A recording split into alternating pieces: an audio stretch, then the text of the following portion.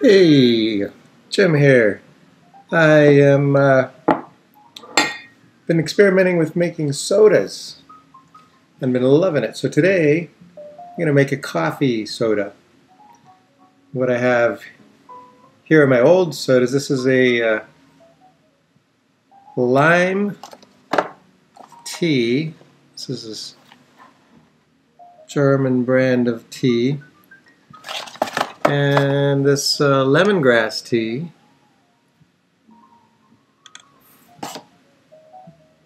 Made with this ginger ferment with a little bit of yeast. I didn't put much yeast in it, and it's got a good tight fill. So I can squeeze the bottle, it's very tight. So you squeeze this bottle and it does that. This bottle here is ginger ale with cayenne, clove, and cinnamon. A little bit too much clove. And with like the 1/8 of a teaspoon of yeast, which gives a little bit of a yeasty aftertaste. So far this is the winning brew. Then I have a root beer I did. Put it in the refrigerator because I only had a little bottle. And there's the root beer. And you put it in the refrigerator to make it stop fermenting. These I took out to get them a little bit more bubbly, and they are doing good. So I think I'm going to have a little bit of this lime tea soda, and then while we make the coffee soda, so we get to see how it fizzes. That's got a good fizz to it. Wow.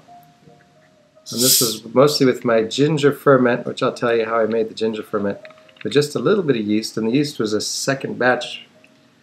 I'm going to let some of the ginger pop into my cup because eating, look at that, bubbles. Oh my gosh, this is good. I'm getting a lot of ginger today.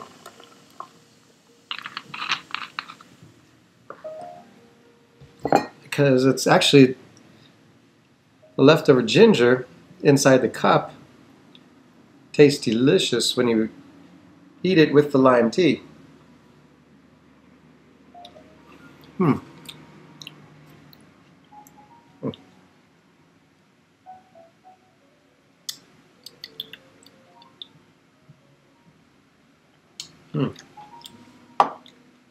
Very good. So now, let's see where to start. So I'll start with the ferment. This is a ferment. You put a tablespoon of chopped ginger with the skin. I always do the organic. And 2 teaspoons of sugar in water.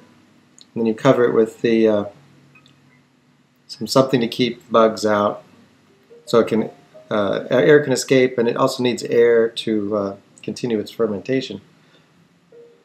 So every day you put in another tablespoon of chopped ginger and 2 teaspoons of sugar and stir for a week, and then it gets effervescent.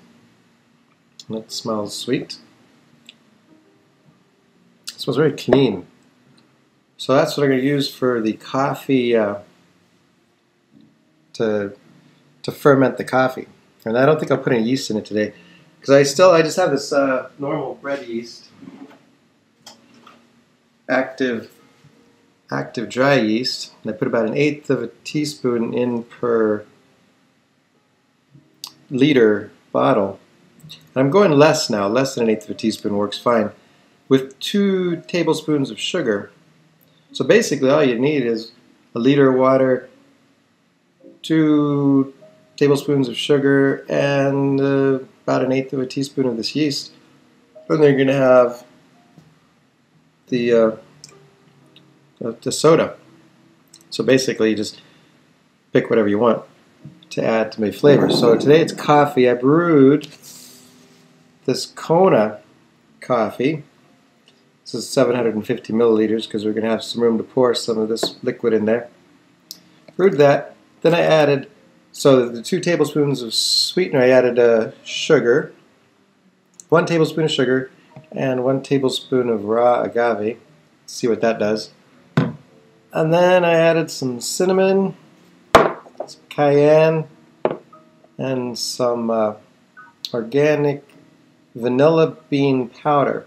So see, this doesn't look like the stuff you find at the normal coffee shops. It's white because all that is like, I guess, some kind of fake sweetener mixed with some sort of flavor of vanilla.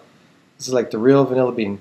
So I put that in there and let it cool after brewing. And I'm going to add the juices of some lemon here, just because a lot of the directions I read say to add juice of half a lemon to, maybe lime works too, for the acidity, and that way it helps prevent any of the bad bacteria from growing. And we'll see how it adds to coffee. And you know, the acidity of a lemon is actually has the opposite effect on your body. It turns alkaline in your body.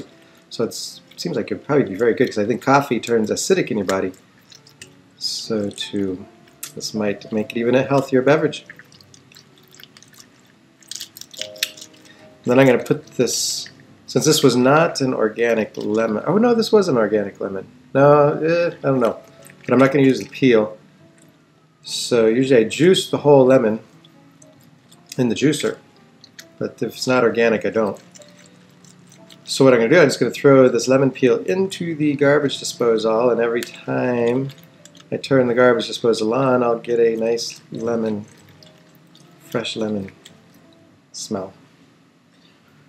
I also used white distilled vinegar to just rinse everything out with beforehand. That way it helps prevent that the bad bacteria. So far I haven't had any problems. Everything tastes fine and very good. So I'm going to go ahead and, this is like I have a little sprouter lid, coffee thing, and some plastic screen, just so I can reuse it, so I don't have to just use something that I have to throw away all the time to filter stuff out. So let's just get rid of the lemon pulp and seeds if they fell in there, and maybe strain out. It's also going to strain out the ginger that I have, that I'm going to pour in here from this batch. So that's the coffee flavor. Now here comes the effervescence. I don't want to waste the ginger.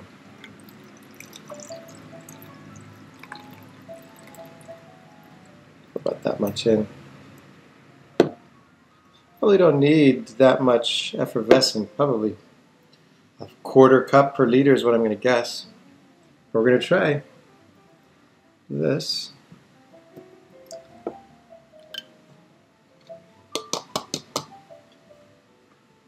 And just pour it in here.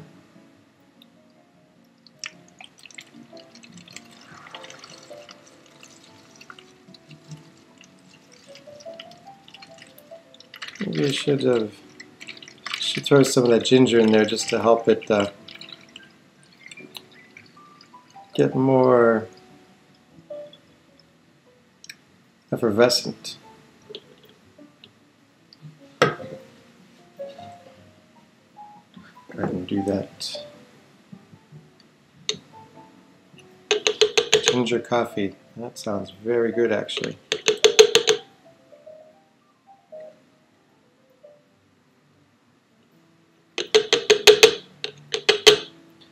Okay, now I will fill this with water. Let me make sure I got everything in it. Got basically the sugar, the ferment, the flavor of the coffee, and cinnamon and stuff.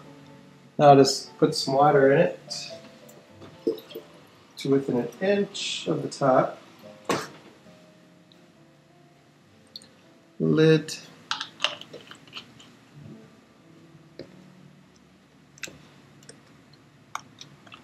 Shake it up. And then in about 24 hours, it's pretty warm now. It's like 70s during the day and 60s at night, but it ferments faster that way. So I bet you by tomorrow This bottle will be very firm. See how it's, you can tell, it's like, see how it squeezes in? Tomorrow it should be like this bottle. See, it's not squeezing in at all. Tight. All right. Enjoy the coffee soda.